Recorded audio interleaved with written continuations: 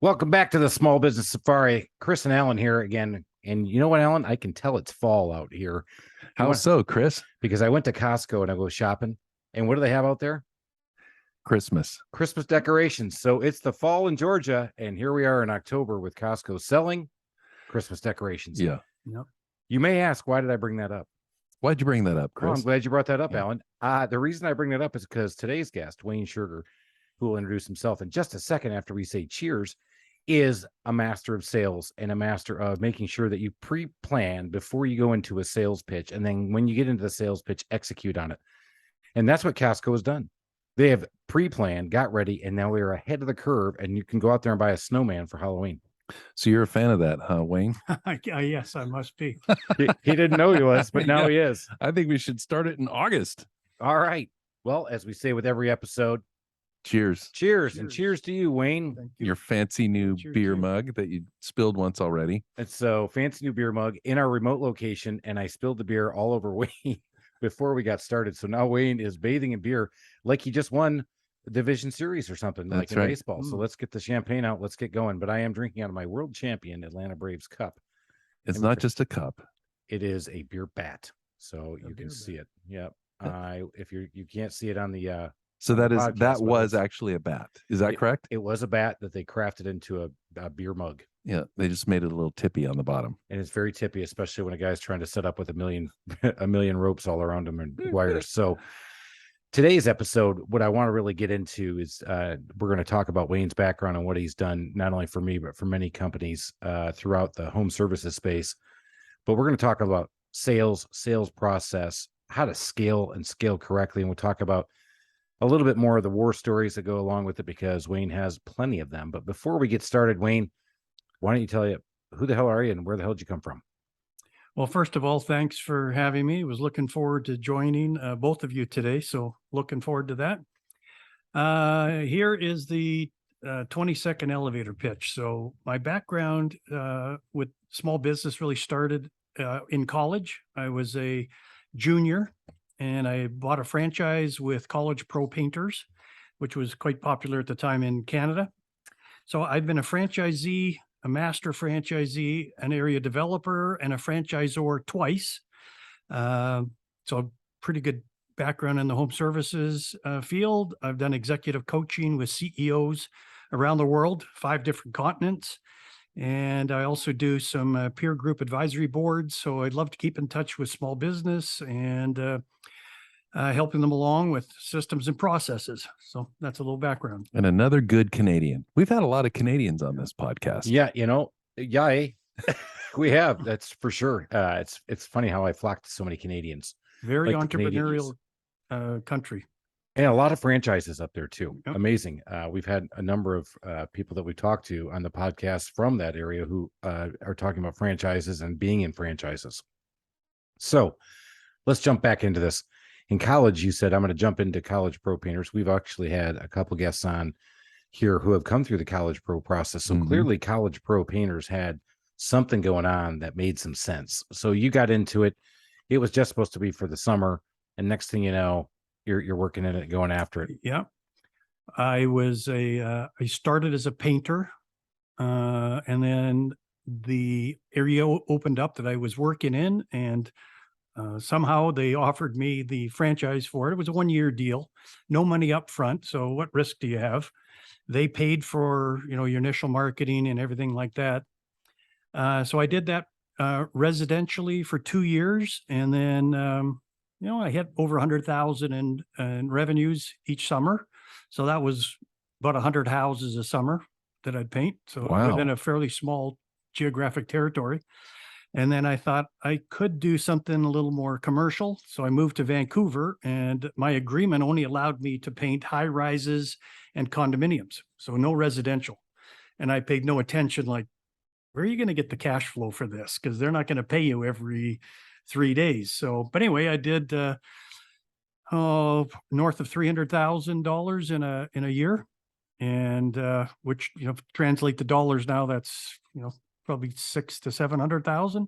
And it's Canadian dollars. Yeah. That's what he's saying. Canadian. I'm just still thinking about, you go from just being a college kid painting a few houses, and now you're on a ladder or a Well, scaffold? I learned pretty early, hire very well-trained people. I played college basketball. So in my residential years, I hired all my basketball buddies so they Smart. could paint soffits standing there. And the houses were relatively new. Gold nugget. If you're going to do this, hire guys who are really tall. Tall. Yeah. Yeah. If you're going to work in basements Yeah. and crawl No, spaces, they hire need really small Yeah. guys. Well, we didn't do any of that. Perfect. And then the commercial, I learned how to subcontract very early to people that knew what they were doing. And I just became a sales and marketing business. Genius. And booking work was not particularly hard. So that kind of got me into the small business where I learned lots of sales, marketing. And then I got into working for the franchisor. So I learned recruit, train and support. So you moved into the corporate world, started doing the franchising work. At what point did you say, you know what, I think I can do this all over on my own? I knew I needed some experience. So I was in Toronto at the time. So even though it was Calgary, Vancouver, I ended up in Toronto. And 1 year there was an opening in the Boston market for College Pro. So I took an intercompany transfer and got to Boston, and the housing stock was completely different. Triple deckers, everything wood, old. And I figured out a way to double or triple or quadruple my average job size with just being in Boston, learning how to book triple decker wooden structures. Huh. And then I got a little tired of the student painting business, and I was working for a company at the time called First Service, which owned College Pro, was their first acquisition. They've since purchased California Closets, Pillar to Post, Paul Davis Restoration. There's a number of brands. And R.O.T.O.R was the first where they wanted to get into a non-student business. And so I partnered with them in that. And that was my first franchisor launch. And so that was a different model. It wasn't necessarily all residential. It was a blend of residential and focusing, because I learned how to paint these triple deckers and high rises. And, I'd been on 30-story buildings on scaffolding. So, you don't want me out there. Right. But I figured out, we're just a sales and marketing company. So everything was subcontracted. And I learned that you're just a subcontractor in kind of in the painting business, but I learned how to floor sand and install gutters and replace siding on buildings and things like that, build decks, all just associated services with the painting. So as you're driving into this and doing this work, and you're building this R.O.T.O.R Pro, which is still out there today. Oh, still, world's largest franchise painting company. If you haven't figured it out and you're listening to this, Wayne always has his eye on what's next. In fact, one of his favorite phrases that he's used with me is "I'm the alien in the room," and I identify with that. So you were there. You're the alien in the room with everybody. What were you trying to figure out to do next? Was it going to be gutters and roofs, to do whole house exteriors? What anything that you could that was home services related, that the customer was looking for a one-stop, they could trust I'd find the right people to do the work. So I knew nothing about floor sanding, but I hired a bunch of Vietnamese crews that's all they did. All I had to do was book the jobs. Another gold nugget.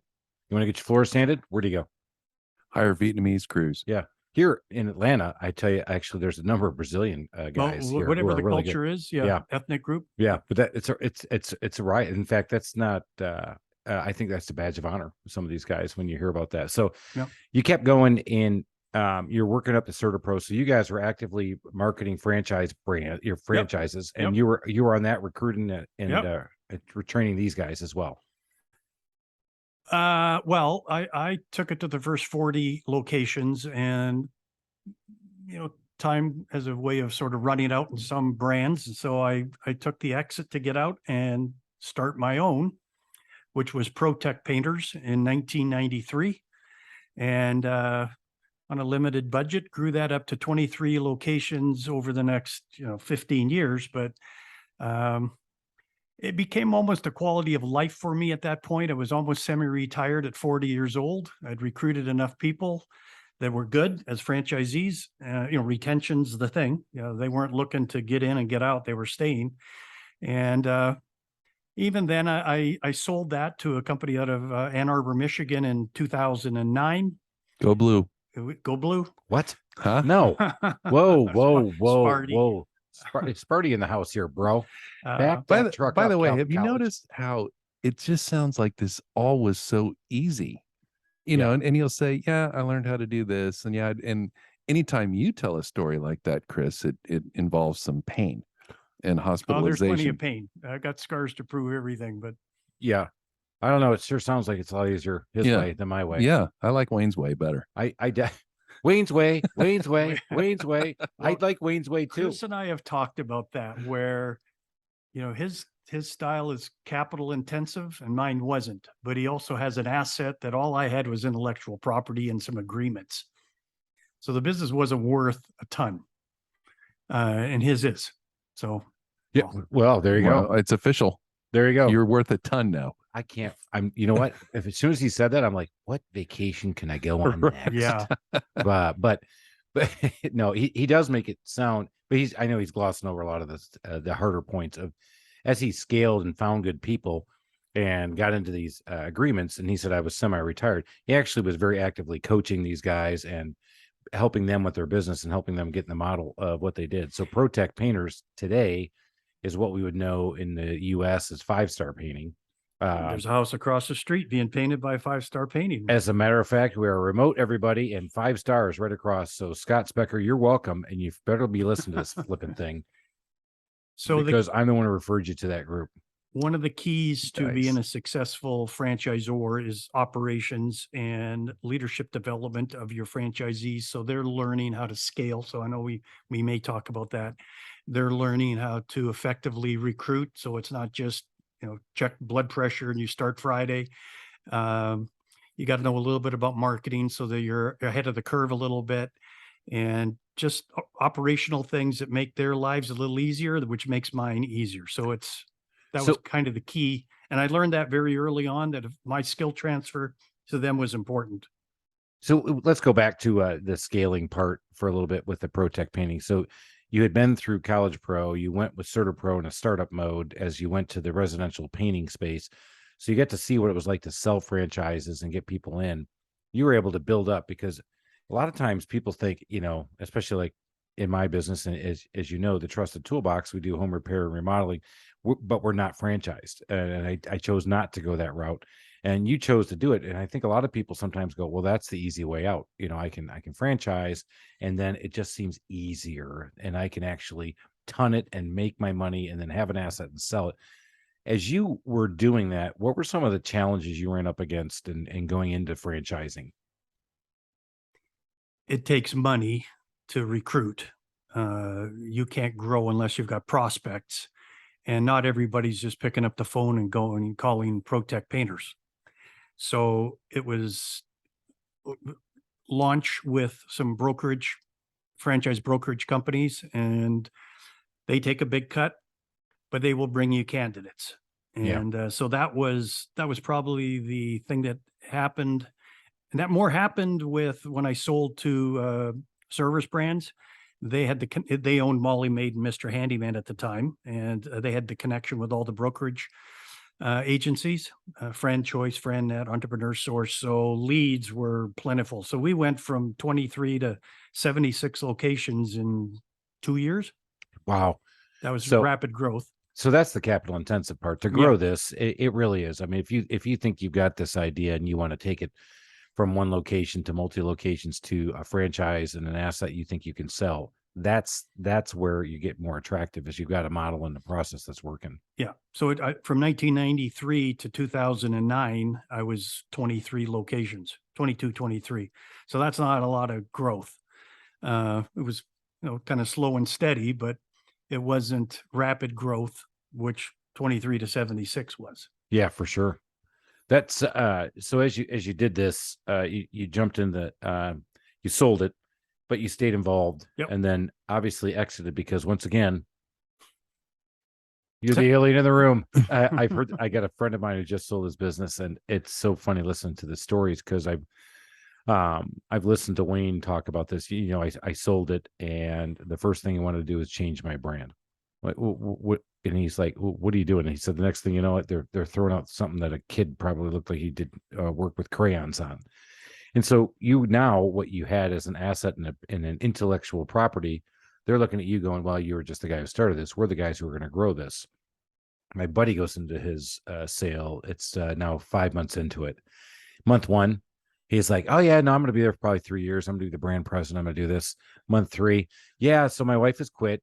She's not working in the business any longer, and I'm telling her, "Hey, well, why? We don't need to, right? We cashed out. We got our numbers. So, but I'm going to stick with it. I'm going to do." Month five, yeah, they want me to go over there, and I told them no, I'm not going there. So I'm like, this is going quickly, and it just reminds me of that, because now we've flipped over to talking about exit strategy, and this was an exit strategy for you. Were you thinking about actually doing that? Oh yeah. Yeah. After that long in the painting business, 82 to 2010 or 11, that's a long time in one trade. And so I was looking to do something else. They don't, when these brands acquire you, they'll give you a 3-year window. They're going to they're going to have you stick around and suck all the energy out of you and all the knowledge, and then kick you to the curb. And that's usually what happens. And I was ready for that, but I wasn't old enough yet to retire, and the number wasn't big enough at that time. So I looked at executive coaching, or working still in, not necessarily franchising, but home services was right up my alley. But working with CEOs and COOs on strategy and different things was right up my alley. And I did that for 10, 12, I still do. Right. Yeah. So let's go flip over to that. We just kind of jumping around because that's my style, and that's where I like to go. So Squirrel. here we go. What? Yep. Oh, yep. Hello. Hey. Now we're back. So you started coaching with other companies, primarily in the home services space, or did you bounce around in outside industry? Initially, no. There was a friend of mine who was a public speaker, and he was a coach, and he used to work in the same brand, College Pro, that I did. And he generated calls, prospects for all over the world that he didn't necessarily want to coach. So I'd call, I'd get a client in Yugoslavia, Singapore, Mexico, and they'd have their own challenges. And at this point, it had nothing to do with the trade. It was all skill development, leadership, strategic planning, teaching them how to run effective meetings, how to interview and select people for different positions properly. So that's my leadership development stuff. So that's what I would work with executives on. Sometimes down a rung or two, start with the CEO and then end up with the COO and then end up with a VP op. So accountability was usually the biggest thing. Like, they would have initiatives, but they didn't know how to hold people accountable. They didn't know how to train them properly. And isn't that the truth? You spend all this time setting up the strategic planning meeting, which is a big planning event of its own. And then you go through the process of having this strategic planning meeting, and you come up with all these ideas. And then 3 months later, nobody remembers what you actually talked about. 2 months later, 2 weeks later, or how to execute. Yeah. Yep. What'd you say again, Alan? I'm sorry. Yep. No, I'm sorry. I'll keep it shorter for you, Chris. No, that was better. But again, strategic planning, it's hard to make it stick. We've talked about this before. That's a hard one. And we actually touched on some of the things that as he was able to scale, he being Wayne here in the room, I'm talking around. But as Wayne scaled, one of the things he obviously identified and worked on a lot was leadership, and being able to systematize how you can train leaders on how they do what they need to do to grow people. Because with everything we just talked about, I don't care if you're a painter, a remodeler, a handyman, or any business, we're in the people business. And if you're not growing people and not training people on how to grow their own people, then you're not able to multiply yourself and multiply your success. It's been a key theme in everything he said so far. Yep. There's a term, it's a relatively new term. I didn't invent it. It's called R.O.T.O.R, R.O.T.O.R. And it's works great in the franchising business, or in yours as well, Chris. So first R is recruiting. So what are the tactics? Where are we going to find candidates? O is onboarding. So, 30 days, 60 days, 90 days. T is training. O is operations. And the probably the best one is the second R, retention. That too often candidates or prospects are brought on, didn't onboard them properly, didn't train them properly. Within the first 90 days, they quit. And you've spent probably close to 10 grand on this person with no Nothing come out of that. Back to square one. So retention, it's kind of what you were saying there, Alan, is you got to be able, or Chris, you got to be able to keep them, keep training them, giving them new, you can't give them all 12 leadership development modules in the first week. Nothing will stick. So creep, crawl, walk through it. Show them, coaching, goal set and review, effective meetings, learning how to run a one-on-one meeting or whatever it may be. There's all kinds of things that you could train them or teach them, and then give them some skills and give them a little autonomy and support them. Talk about what do you think is important to retention, and keep in mind that our audience is a lot of people who are thinking about starting a business for the first time, or people who are new in business. It's a tough labor market. I mean, what are some things that you can tell them? Yeah, it is tough. Well, marketing is kind of the big thing, that if there's enough leads out there that you're generating, that you're jumping on quickly, so you're, not a lot of slippage / leakage, that, your managers have and or trained properly to go out there and write an effective proposal or estimate, sell it, and then follow up on that. So that's retention. Your weekly one-on-one meetings, your weekly sales meetings. I've sat in on some of Trusted Toolbox meetings, Right. your sales meetings. I'm a big believer in the weekly one-on-ones, Yeah, and not one-on-ones, many people do that. No, they don't, or they have great ideas, or they want to, and they do it. Oh, Chris is rolling his eyes. Okay. Oh, I want to have a one-on-one, Alan. Well, listen, Not with you. I don't want to talk to them. I don't. No, I know you don't. I have things It's to do. really hard for you to do a one-on-one when you're on your boat, Or at the President's Cup, or at the Yeah. Braves game, Or or in in Greece, Barcelona. or in Barcelona. Yeah. So how do you talk to me about a one-on-one, or talk to the audience about a one-on-one? I think it's crucial. I think it's one of the most important things you can do. Well, the one-on-ones are, you and your team.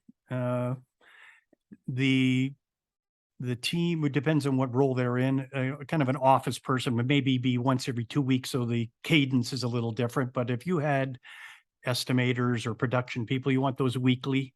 So you'll want to go through the goals that they'd set the last week. You're going to set some new goals. You're going to be asking them, what can I do for you, either time or resources to support you. Some of it is getting out in the field and, a ride along, or we used to call it a buddy day. So all this connection and communication is going on during the weeks, but your one-on-one session could be a 45-minute to a 55-minute session. And you'll go through, a little bit of it is build some rapport, but you're getting into the nuts and bolts of the business, holding them accountable, setting some smart goals, and, hitting, so they hit their proximal success. If you hit all the short-term goals, you hit the big goal. You can't miss. I'm going to jump in. You can't, because your mic's off. I did for a reason. Yeah. I muted myself just because you were belching. I was. But what Wayne just talked about, and that was a great question by you, Alan. Look, I threw you that one of those. Did. Oh my God, that hurts. And I just even said that. But a lot of times you say, hey, listen, man, you got to go have a one-on-one with these guys. And the guys go, okay. And then if you listened in on it, you'd be like, oh my God, that was a train wreck. Not only did you just talk over the guy and just completely throttle him. There's a real skill. It's a skill, and it's actually a skill that can be easily learned, and it can be easily taught. And a lot of guys don't like to teach it. And that's where Wayne just gave you the outline on how a good one-on-one goes, because you give people time to talk, and you give the other thing. And he used another line that I've used even in my own company, is proximal success. Can you define proximal success for other people here on the podcast? So it could be appointments. So your budget's calling that you need 12 to 14 leads. So that could be one, but you need 10 to 12 estimates. So there's a little slippage in there. So proximal success is that they've hit the 10 to 12 estimates every week. So you're going to talk about this because you're going to have their budget reviewed, or it's up on the screen. Some of these are virtual. Some of them, they're sitting across the table. Instead of telling them, hey, your goal this week is to do 40. And well, that's unreasonable. Well, that could be whatever brand it is, but that's probably a little unreasonable. But that's the point. That's what I've used with proximal success, is celebrate the smaller milestones and goals, but give these guys realistic goals. Don't give them that stargazing goal, because when they don't get it, they lost it. And if they don't get to celebrate some proximal success, then they don't have a chance to continue on and make that goal. Now, numbers can impact, your average job size just went up double Okay, so we need half as many estimates. I'm landing more than 50%, which was my budget, so I need less estimates. So there's different ways to manipulate your KPIs, but generally, yeah, you'll have some true, proven metrics that's what you're holding them accountable to. So much of the one-on-one though is, I'll throw another term out at you, situational leadership. Blanchard, Ken Blanchard, right? Yep. He developed, right? And Paul Hersey's the other guy. The situational leadership model, that is so crucial. I can't say enough that would be one of the first things I train people in. It's not hard to learn. I think I sent it to you, Chris, right? It's a You did. two-pager. You actually you lead me right to my question, because it was going to be a great question. Why don't you explain Way to what pat yourself on the back, Chris. for a question I didn't ask? But so we're going to have Wayne tell One day I'll ask a great question. Maybe someday. this is it. You know what? Or maybe he'll just go ahead and launch into it. But let explain to everybody what situational leadership All you right, have so sent it it's to me, a and I leadership used it. style that between you and the person you're working with, and somewhat it is dependent upon maturity and skill and expertise, or how long they've been doing this. And so it starts as selling, telling, participating, delegating. So selling would be, we use a term S1, then S2 is telling, S3 is participating, and delegation is S4. It's called situational for a reason, because it could be something, Alan, you've worked for me for years, and you've been a great manager for me. Thank you. I need you to do something this week. It's all hypothetical, Alan. Oh, I need you to do something this week. So now I'm going to go from a total delegation to a delegation, or I'm going to tell you what I need done. So I just went from S4 to S1. Make sure when you work on the La Lamia house that you do this, this, and this.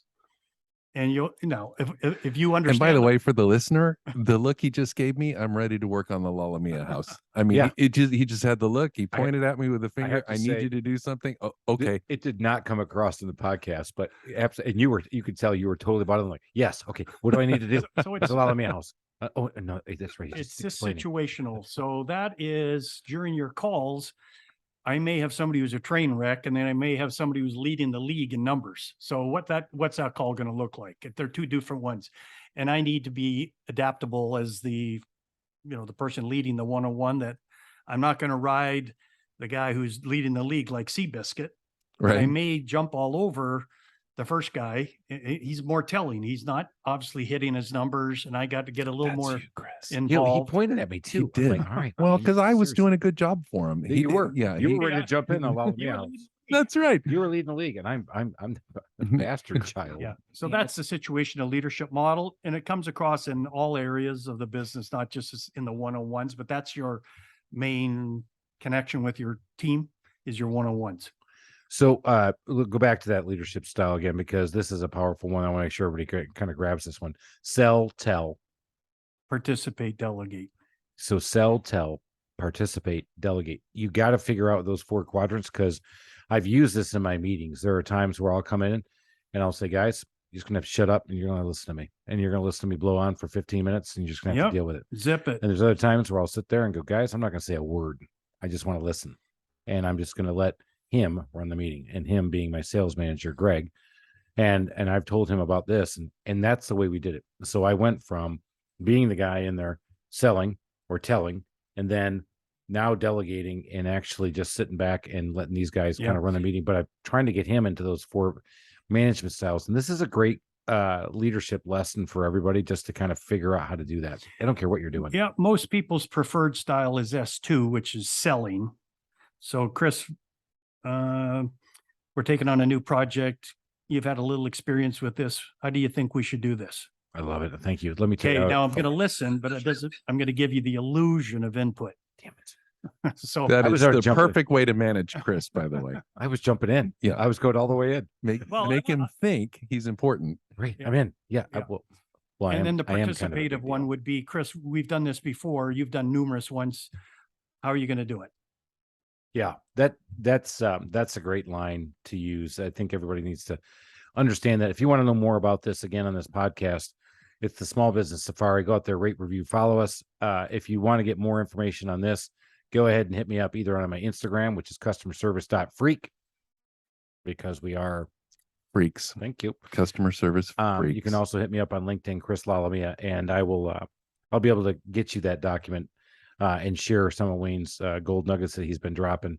So that's great. And I said, go ahead. Well, I was just going to say, speaking of people reaching out, I mean, you get called all the time by I did. listeners, and Yeah. you had one who reached out to you this week, and it's perfect for this guest.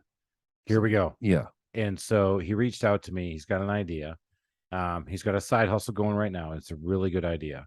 And I thought this was the best. I actually talked to a number of people this week, but Nate's idea. There you go, Nate. Little shout out for Nate. Nate, you did a great job. And in fact, he's got a great name. It's so great that I can't remember it because I'm on the spot, but it's here in the Atlanta area. He's thinking about doing mobile knife sharpening because there are a lot of people. Don't throw out Nate's idea. Well, he's going to kill it. Nobody Okay. else can beat him. He's got this down. So anyway, I coughed because You coughed so loud. I'm sure it came through my mic. It sounded like I did it, but it'll Yeah. fix that. So here's Nate's question. He's got a side hustle. He wants to get it going. He's trying to figure out the right compensation structure for guys who could go out and do this mobile sharpening business, knife sharpening business, and do this. And he said, "Is it piecework? Is it this?" And I told him, after talking to him, is that to do it on a percentage basis, which is what I built my business on, which is commission based, it's very difficult to manage administratively. But it definitely, once you get the culture built, will help you propel you to success. I said, but in the beginning, being small enough, you know how long it takes to sharpen a knife. And if somebody tells you it took you 8 hours to sharpen 2 knives when it takes you 5 minutes, then you know what you're doing. I said, it's probably easier administratively to go that way. But as we talk to Nate and help him with this, he's getting this side hustle going. He's getting up and getting going. One of the things I talked about was, do you know your avatar? Do you know who you're marketing to? People with knives. Right? But Yeah. no, not just anybody with knives. I mean, especially because we're in the Halloween season, not anybody with knives. You know what I'm saying? There's a certain percentage of Right. people with knives we don't want to deal with. But what he found out is that foodies loves people who loves to show off their kitchens. Yeah. And they are ones who want to have really sharp knives, but also don't want to sit there and have to take the time to do it. He said that people literally call him and say, I'm just going to buy a new knife. Which knife would you recommend? He said, what knife do you have today? He goes, well, that's a knife that you're actually going to be able to give your grandchildren. Yeah. If you keep it sharp. Check out a Wustov. Yeah. Yeah. So as we talk about that and he scales his business up, what are some of the things he should be worrying about or thinking about to help him get his business up and going?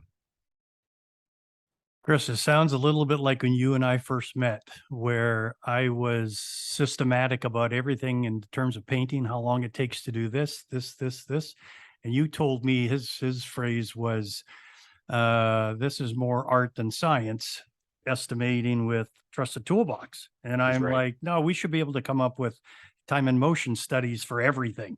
And it's not like that. But in his case, how long does it take for him or just somebody that you trained for a couple of hours to sharpen a knife? And so then you would have some estimating standards for different things.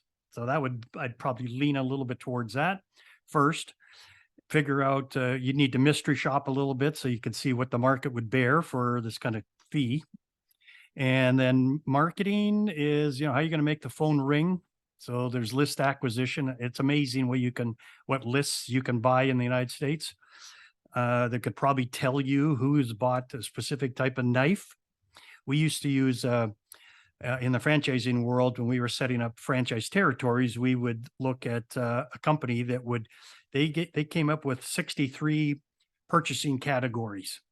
And we would use 16 of the 63 categories to develop a territory size. So we knew we were selling to the right person. We weren't just spending money needlessly.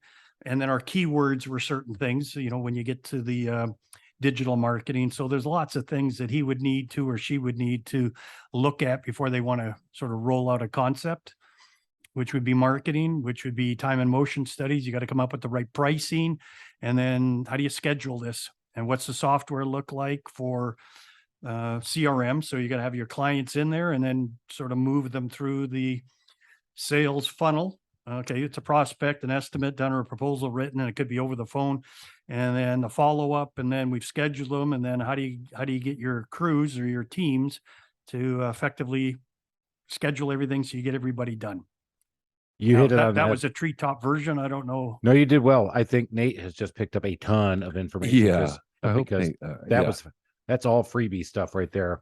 I just Give me love Nate's getting this. email. I got a fee I should send him. You're right, huh? Hey, Just you know what? kidding. Free knife sharpening for life for I'm thinking, Wayne. you know what? Hey Nate, I'll be your first free customer. Come on out to my house. I'm not necessarily a foodie, Yeah, but I'm mystery pretty shop. close. Yeah. Yeah, we'll try it out. So that was great stuff. I want to segue now and talk a little bit more about the sales process.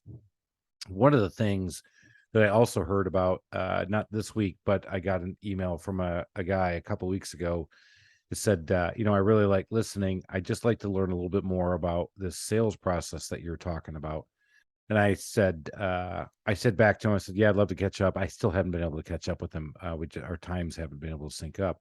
But let's talk about this sales process, because people talk about it, but I don't think they really understand what it took to implement, or what it takes to implement a sales process. So in home services, I don't care if you're selling windows, painting, Yep. if you're carpet cleaners or you're a handyman service or whatever.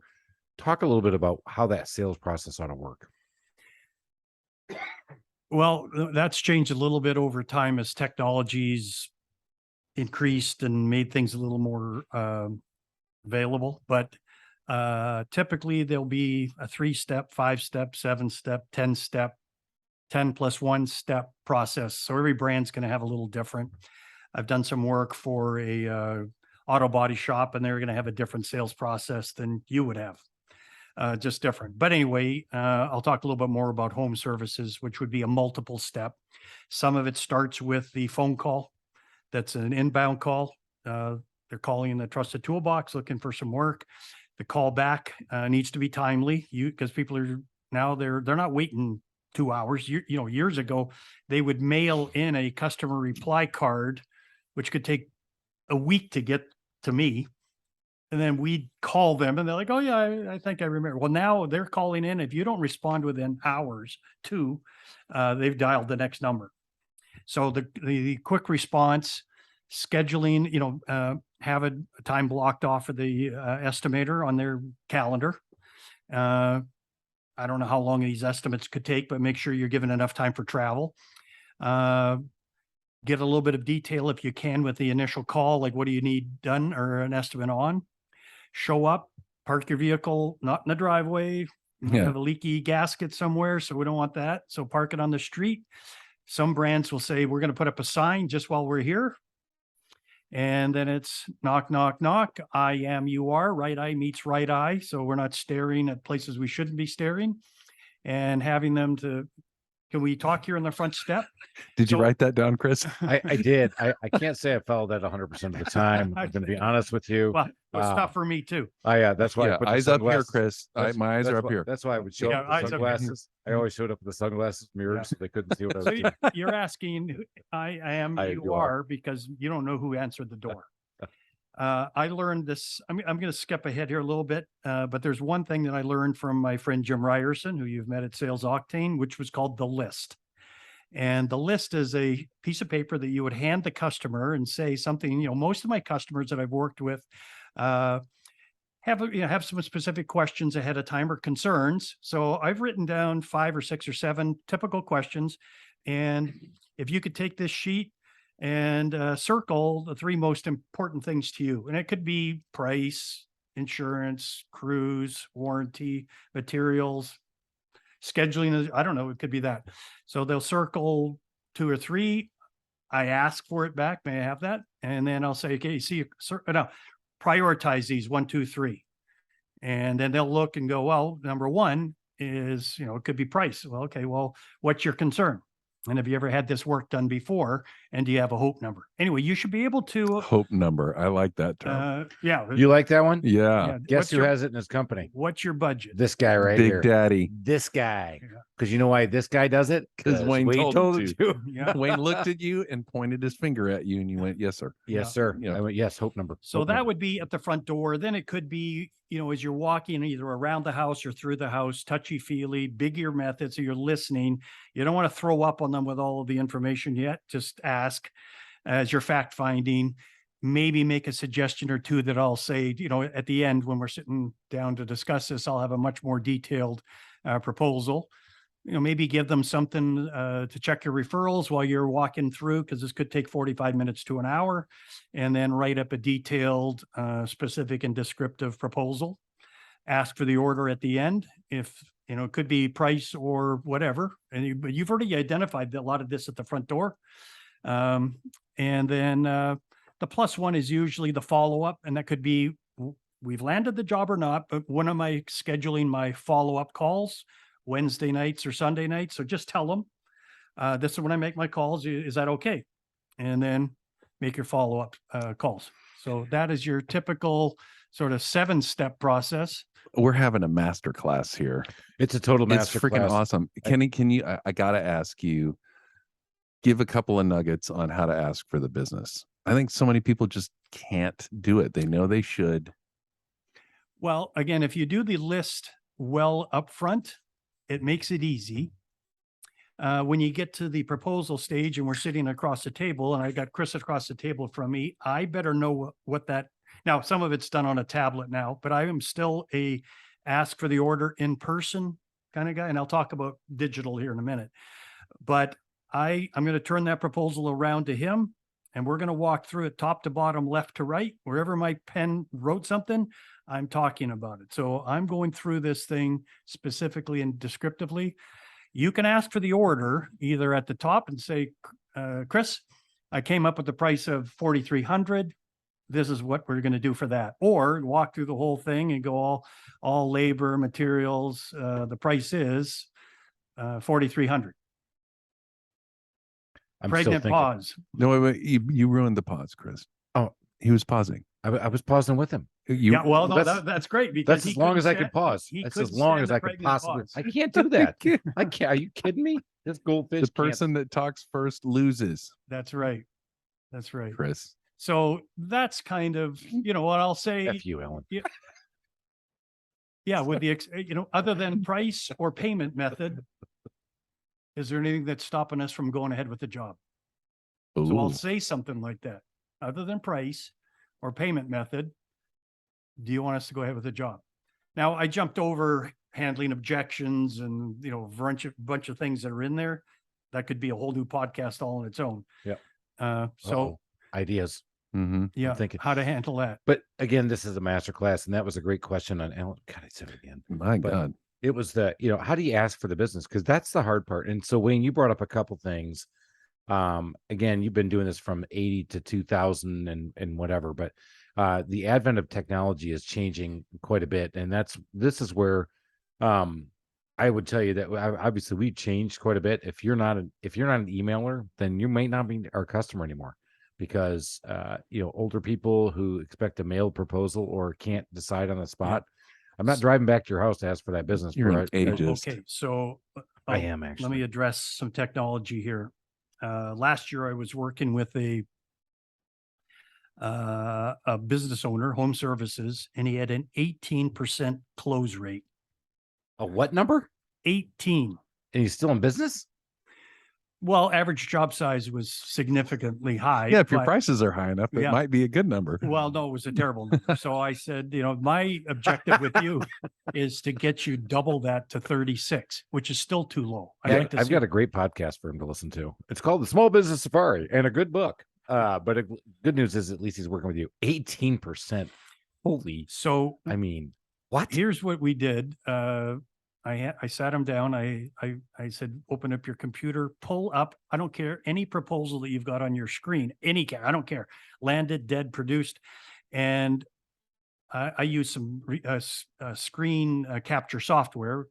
And I said, we're going to block the screen, hit record. And I said, walk me through like I'm a customer sitting across the table from you. Pitch me. I don't care which job, something you're comfortable with. And it was horrible.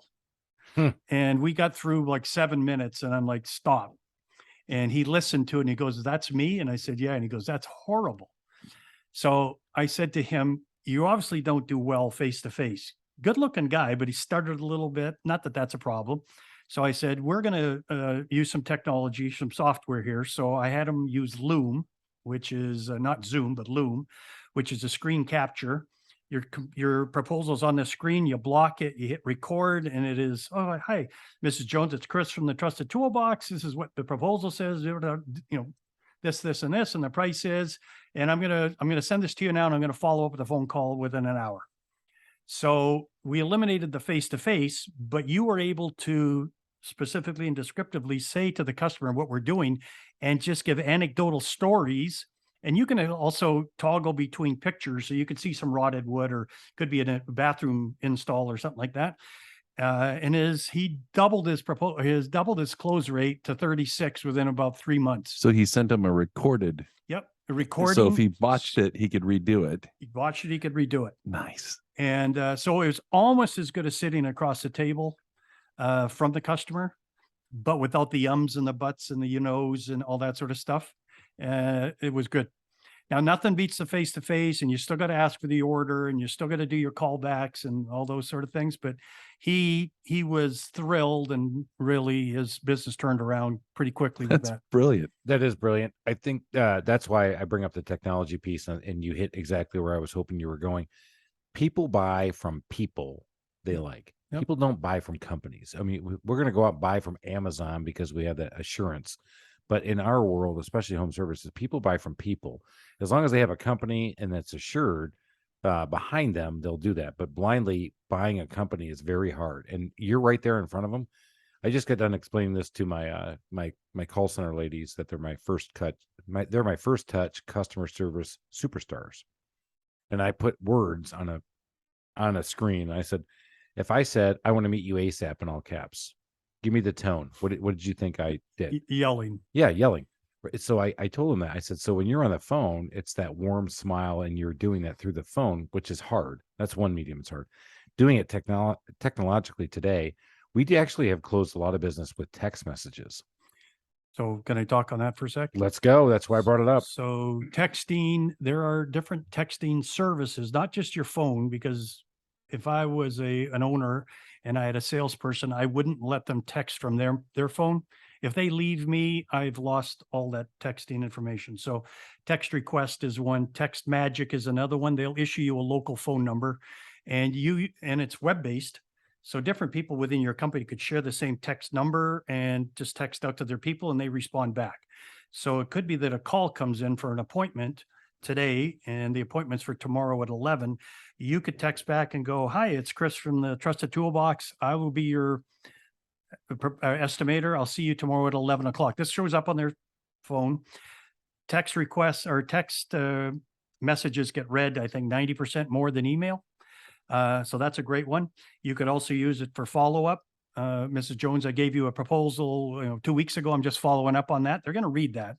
Another one is video email. There's different companies. Bonjoro is one, and I've had different companies set that up where a proposal comes in.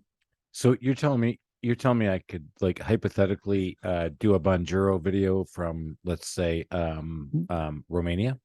Yes. Yes. Oh, wow. So Just curious. Just asking, hypothetically, in air quotes. or the President's Cup. So Bonjoro is Wayne doesn't miss anything. Yeah. Did not miss that one. I heard that. Very Bonjoro is a video that's you could, and it's you. And when it gets into their email, it's the video. It's not like I got to click a link. You just hit the triangle in the circle, YouTube-ish. And hi, it's Chris from the Trusted Toolbox. I know I'm just calling to introduce myself. I'll see you tomorrow at 11 o'clock. I'm just confirming the phone number. So now it's that part's going to be hard to do from Fiji. Yeah, maybe. But nothing's more impactful than video. That's why YouTube's the number 2 search engine. So Bonjoro is a great one. You could also use that for follow-up as well. We gave you a bid 2 weeks ago, Mrs. Jones. It's Chris from the Trusted Toolbox. Just following up. You can do it from your car, just on your phone. You can do it from your desktop as well, but it works perfect on your phone. So Bonjoro is another. There's a cost associated with some of these, but we've actually put the text message in place 2 places through our CRM system. The CRM system we're on right now is Monago, who will be sponsoring this because they just got purchased, and I'm going to go after those guys. Get them. You should. They're coming in. But we use a text message. It's been very powerful. Now, it's a no reply text message, so we have to put automatic text. But it has actually set expectations across the board, because a lot of times our emails get sent to spam when we send the proposal after, or the follow-up after, when you send a text, that doesn't go to spam. Nope. And that's been great for us to kind of keep moving. So what we've talked about is Loom, text Yep. request or text magic, Bonjoro. So these are tools that you should be looking at for your teams, for increasing close rate, increasing average job size, cutting down on slippage. So these are all good things. Man, I mean, I mean, oh boy, we could be going on for hours and hours, and we're coming to the end because we want to keep it tight and keep you thinking that you got to get more of the small business safari. But is there any last questions you have, Alan, before I launch into my last three for Wayne? You're so excited. I can see that look in your eyes. I don't want to jump all the way there yet, but there's so much more because let me just give a testimonial for Wayne, and I'll have him push himself. But I brought Wayne into, number one, give me a sales process. I didn't have one. I was a great salesman. I was a horrible sales manager, and I will say this: that was one of my scaling. It was one of my scaling handicaps. I could not scale up by getting these guys trained to do what I called art and science. And now I call it art and science. He's right. When he first met me, I said, well, estimating the handyman stuff, it's a lot more art than it is science. Today, we're a lot more scientific about it. It's still very hard to do because we do so many different things. But getting the guys to follow a consistent sales process produced consistent sales results. And I can't say that enough, because even when I fall out of doing it, because I've been doing this for so long and I'm tired and I just don't want to go back out there, and I got to go out there and sell this thing. When I skip a step, I don't get the sale. When I get through it and I do the whole thing, I just did this the other day. All my guys were booked up, and this lady was freaking out because there was a leak coming in her house. She's afraid the whole house is going to fall down. I'm like, let me come over there. And I did it. But I consciously said, all right, I'm going to read my own sales process. I don't want to follow it when I was there. And I did. And boom, won the business. What do you know? Yeah. I do have a question. Go. Yeah, just I mean, you are crushing it today. There's so much good content, so many gold nuggets, unbelievable. But for the folks listening, and let's just say you're somebody who's going to hire their first salesperson. How do they do that? How do they find that right salesperson? Because you tend to interview, and it's like, oh, that person seems really energetic, or they're very charismatic, and then you've got the people who've been in sales their whole life. I mean, couple of points on that. Yeah. I think we did this with Chris too. So there's an interview and selection model you should learn. That's part of my leadership training, trying to find A players instead of B's and C's, because we've all seen that. Culture is probably the number one thing. Learning the interview and selection model. There's 5, they're called preferences and 2 abilities. Sales guys are notoriously less precise. How often do you have everybody with their database Vonnegut updated perfectly? Not often. Shaking his head. So it's hard to do your one-on-one or your sales calls because they haven't got in there and changed the status of job to job. And they're very optimistic. Oh, they're great. So you don't need leadership is one, precision is another. I'm not sure that's the word I'd use, optimistic. Yeah. But anyway, okay. Leadership's one, I think it starts with B and precision ends is with 2, shit. introspection is 3, tenacity and attainment. So those are 5 things we want to ask probing questions on. Leadership's not probably that important for a one-person sales guy, right? Right. Unless you're bringing them on to be a sales manager. Precision, we know they're going to rate it 2 out of 5. It's just going to be that. It is what it is. Tenacious. So instead of, Chris, I don't have any leads, where are all my leads?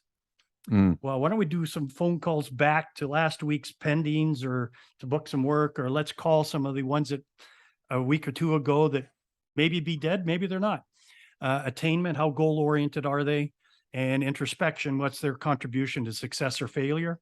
So we're going to interview on that. There's 2 abilities: instrumental, which is look good, smell good, taste good. Do they present well, engage?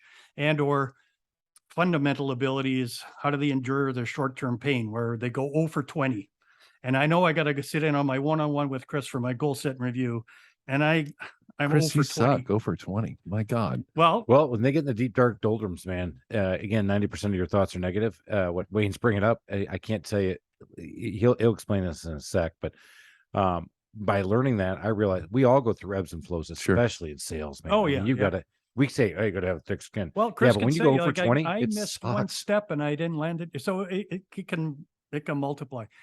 So at the end of this, you'll come up with a hypothesis. Is this a good fit or not? I think you've even used me. It's great to get a second interview. So I've done second interviews for Chris on or numerous companies. My questions are not trade related at all. It is more on, can we track anything in your past that's going to make this look a good fit for the Trusted Toolbox or whatever brand? So come up with some scientific hypothesis on this person. And, this is part of the R.O.T.O.R, the first R, and then, the onboarding. So you can find the right candidates. We're looking for A candidates, not B's and C's. Yeah, it's a hard, especially one of the things when Wayne first started with me. I mean, we're going on now, probably. I've been at it for 14 years. I think we started probably 9 years ago. Yeah. Yeah. And his first thing was, listen, home services, these guys are transient. They're not going to stick. And I'm like, oh no, they're going to stay with my culture. They're going to stay with my culture. 25 guys later, I have 3 that I really like, and I think these guys are going to stick. But you have to have that process to allow them to see the path to success for themselves. And that's key, because they want to know, especially in today's recruiting environment, you are not trying to figure out what they are. You are basically selling yourself to them, and they're trying to determine if they see themselves in your environment. Yep. And going forward. I just got done interviewing a project manager candidate this afternoon, and this guy met with my remodeling manager, and they went through okay, do you really know what the hell you're talking about? And then he's like, hey, Chris, I really think you need to talk to him, which is thumbs up for Chris. Go ahead and sell him on the company. And that's what I did. And we'll find out tomorrow if the guy thinks he's going to like it. So it's a hard. The R.O.T.O.R was great. Oh God, there's so many different things that Wayne. When I used Wayne, I say use, that's wrong. I engaged Wayne. He helped me a ton for 2 years, helping me develop sales process, the engagement, the learning. I knew the one-on-one stuff, but to have it down, the documents he shared, honestly, just the banter back and forth because again, when you run your own business, it's a lonely position. You're by yourself. You think you're all alone. And I know that's why you started the peer group forums, to allow people to find out that you're not all alone. You can get back together and you can find out and ask people some harder questions, and maybe they have some great answers for you. Yep. With some tough stuff. So I know we're coming to the end, and it's probably time. It's time. All right, Wayne, we always end with 3 questions, and I've got to ask you these 3 questions. And to be honest, I thought I knew all 3 walking in this to the interview and the podcast, but I think I don't know if I will. So, number 1, what is the favorite feature of your house?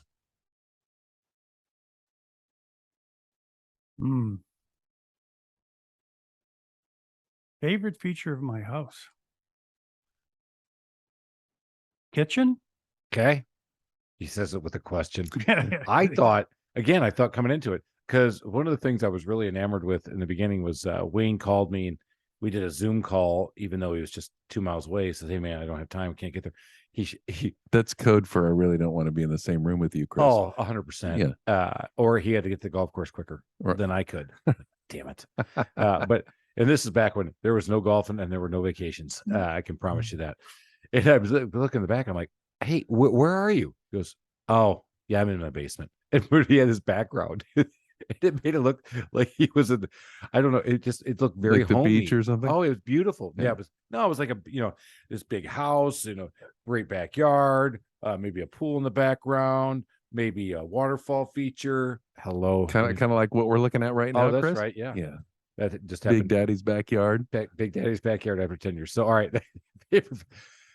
All right. When you go out, and when you and I have been out there and broken bread many a time, but when you're out there, customer service, what is a number 1 pet peeve that you have when people are trying to serve you, whether it be in anything, any capacity, but a customer service pet peeve of yours?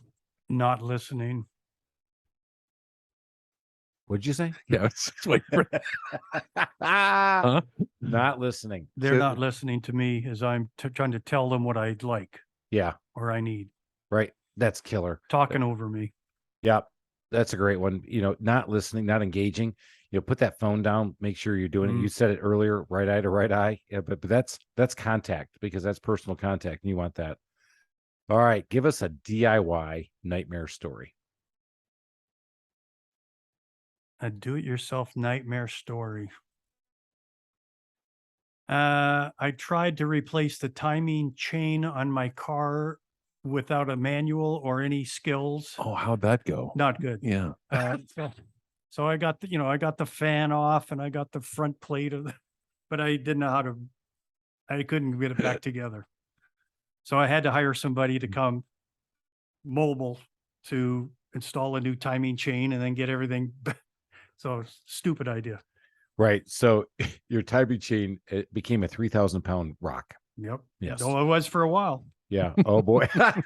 It was for a while. Wayne, I can't thank you enough for coming on. It's been great to have you get on here. I know Yeah, it thank was you. actually hard to get on the schedule, but I'm glad we got you here. How can people get a hold of you before we wrap up? And we'll put this all in the show notes. Yeah. Well, my website that I use for peer group forums is peergroupforums.com. I do have a toll-free number, but I can't remember it. But there is the basic number is 404-919-7030 will get to me. And yeah, that's probably the easiest place to reach me. I'll get all the links in the show notes. I'm on LinkedIn as well. Just my name, Wayne, last name Scherger, Scherger. There we go. I think this has been amazing. Thanks again, Wayne, for coming on. Fantastic. If you found anything remotely interesting, which if you didn't, then you're an adult, you're an idiot, you're a moron, and you should be beheaded in the Game of Thrones. But Chris would like to have a one-on-one with you. yes, quickly. And we will make it a quick painless death because you had to pick something. Love this guy. I love having him in my life. Yeah, he's been great. We still pick up the phone and talk every once in a while about business, about personal stuff, about life. It's just, that's what it is, about making great connections. That's why Alan and I are here together. We are making great connections and we are helping you get up that mountaintop of success. So make it a great day, everybody. Small Business Safari. We're out of here. Cheers. Thank you.